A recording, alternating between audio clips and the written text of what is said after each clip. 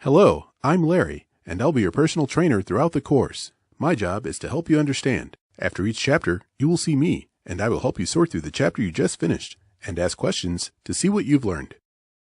Let's review Chapter 1. We studied body structure parts and realignment. We explored full frame and unitized body, structural components, and dimensions. In this chapter, we learned that frame damage is very common, and there are various types of damages to address. We should also understand that learning to evaluate frame damage is essential. Your understanding of frame correction is critical to growing as an appraiser. I'm all about bonuses, so here's one more. Note, repairing full frame damage is a little different than repairing unitized frame damage. One of the major differences is that a full frame repair will allow you to apply heat with a torch to soften the steel during the frame pull. On the other hand, when repairing unitized body frame damage, no heat is permitted because heat will crystallize and harden the metal. Unitized metal is designed to soften or crush on impact. Alright, let's see what you've learned. It's the dreaded quiz time. How would you arrive at a reasonable setup and measuring time? Choose one answer. Time's up. The correct answer is B. In most markets, the labor time is calculated at 2 to 2.5 hours at local prevailing rates for your setup and measure. Okay, here's another challenge for you. Using the formulas below, match the correct group of parts by short names.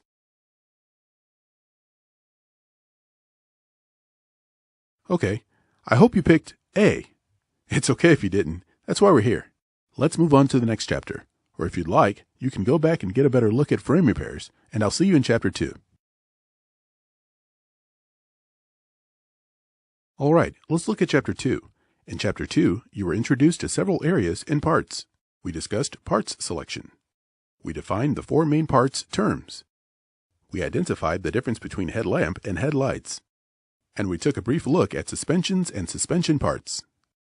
Soon you'll become familiar with auto parts and know how to recognize parts groups. For example, if the part is inside the vehicle, that's the group. After you establish the group, then locate the section, such as the dashboard. If dashboard is a location and you're hunting for a radio, look for that category. It would be under electronics. Learning parts groups and their locations are key to your success as an appraiser. Let's see what you've learned. Hello and congratulations! I have a job for you. If you don't mind, could you please connect the parts associated with the common group? For example, front seat belt, left quarter panel. That would be incorrect because the quarter panel cannot connect to the seat. Or can it? I don't think so. Please select the correct group below.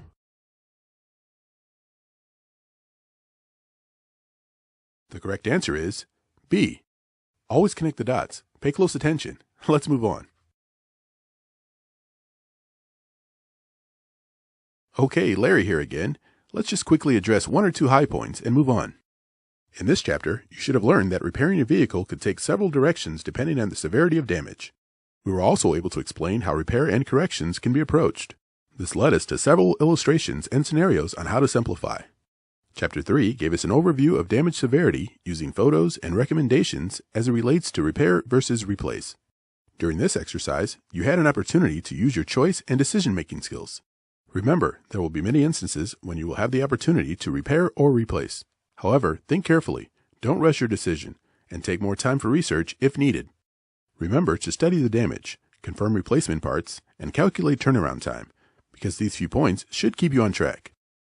Let's move on to the next chapter. Bob will give us the next outline. Oh wait, before we leave this segment, let's take a short quiz. Why? Because I'm the teacher you love to hate. So, what does the term turnaround time mean? Choose one answer.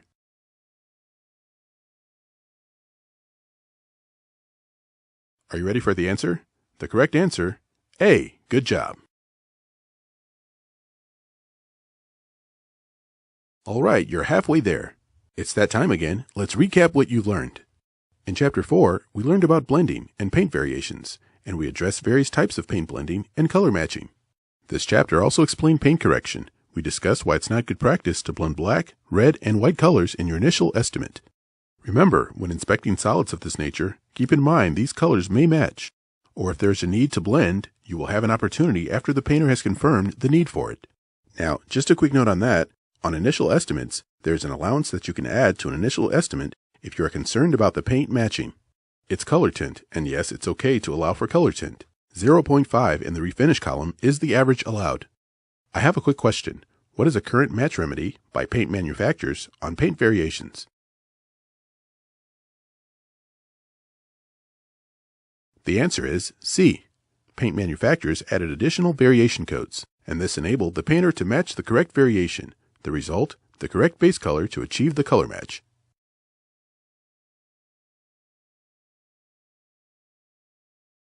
You tired of looking at me yet? Anyway, in Chapter 5, we evaluated flood damage and vehicle scoping. This chapter covered the collection of information while writing an estimate and a few basic principles and procedures along with best practices for beginners. We first had an in-depth look at collecting correct data for your estimate product. We also learned techniques in a systematic approach. And we learned how important it is to list damages in an adequate sequence using a technique unique to you. Appraisers should establish their own systematic scoping technique, and they should do what's comfortable for them. However, in this chapter, we shared simple solutions and techniques that will help you in your writing sequence. We also covered bikes and provided simple solutions in acquiring parts and data to complete an evaluation. Remember, bikes are not difficult. It's simply learning the parts and collecting the proper data. During a flood evaluation topic, we discovered that there are several types of floods. We learned the importance of gathering the correct information as it relates to water type and/or height. We addressed the need to carefully distinguish between the various flood levels. By covering this, we were able to share with you a basic approach used as a formula nationwide. Remember to confirm flood types and water levels. While evaluating flood damage, we were also able to visit flood-damaged engines. You should have an idea of what steps to take immediately after arriving at the shop or at the home of the customer. Communicate with your manager when necessary. Okay, let's see what you've learned. It's time for another quiz. Among the group of words below, select the term that better describes a brackish water flood. Choose one answer.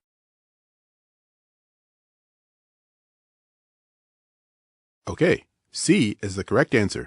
Floodwater from a hurricane that takes land-merging water types, flooding areas that has swamps, oily creeks, sewers, and chemicals. Hold on, don't go anywhere just yet. Another quick question. Which of the following is the best identification of flood levels as we learned it? Choose one answer. Time's up. B is the correct answer. Think about it. What did we say about water levels? Up to the rocker, number 1. In the floor 2-3 in, number 2. Up in the seat, number 3. And number 4 in the dash.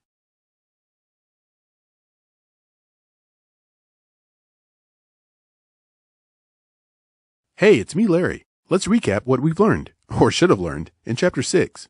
Our attention was centered on several areas. One area was to define the difference between partial and total burns. Later, we learned where to find the VIN, identification numbers. We reviewed biohazard techniques, and we reviewed the passive restraint systems, like airbags. To begin with, we started out analyzing some minor causes of partial burn, particularly electrical. We studied how electrical systems can malfunction, and occasionally dash fires will erupt as a result. We learned how to apply a unique process to complete an evaluation and appraisal when you have limited data to work with. During our review of Chapter 6, we also studied vehicle identification numbers and their locations, addressing the 2nd, 3rd, and 8th digit locations. For example, the first digit indicates where the vehicle was built, the 2nd and 3rd characters identify the manufacturer, so forth and so on. Knowing VIN number locations is vital to your inspection. If you do not get the VIN, this will result in a poor inspection.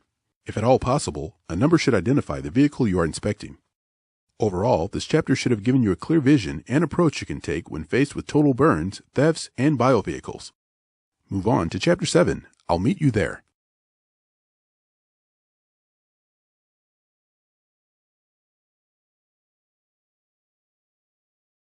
Chapter 7 was an interesting chapter.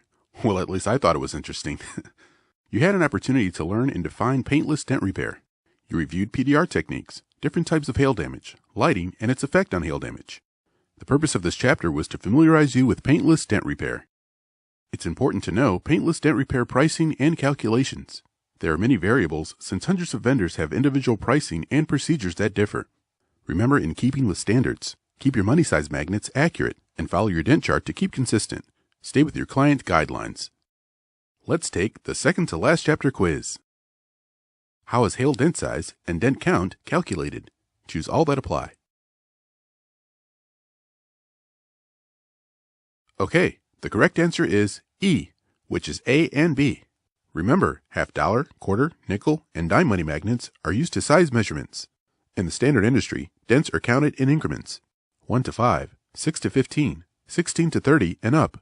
If that was your answer, you were paying attention. Good job. Now let's wrap this up.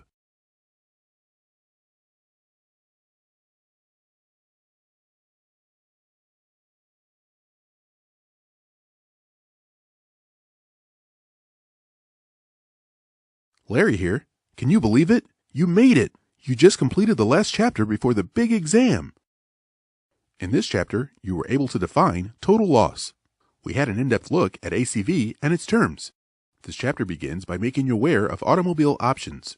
It was important to discuss the necessity of locating all options possible. Options can be hidden on a vehicle. Some options can also be missing on a vehicle. Some vehicle options tab may list certain options that are available. However, they may not be installed. It is very important to gather all additional information possible on a vehicle, either from the customer, dealer tag, or VIN tag information through outside data sources. The next section covered the conditioning of the vehicle. This particular instruction is putting emphasis on the need to address body conditioning, starting with either interior or exterior. There was quite a bit of information in this chapter.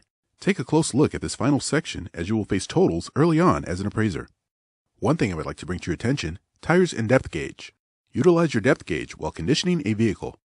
The reason to gauge the tire is to capture the final remaining tread in order to properly calculate value left in that tire, and any depreciation. In our final segment of this chapter, we had a look at total loss process and arriving at an actual cash value. Try to remember when closing out a total loss that it is up to you as the appraiser to closely inspect the entire vehicle start to finish, inside and out. Keep in mind there are several formulas in arriving at a total loss percentage.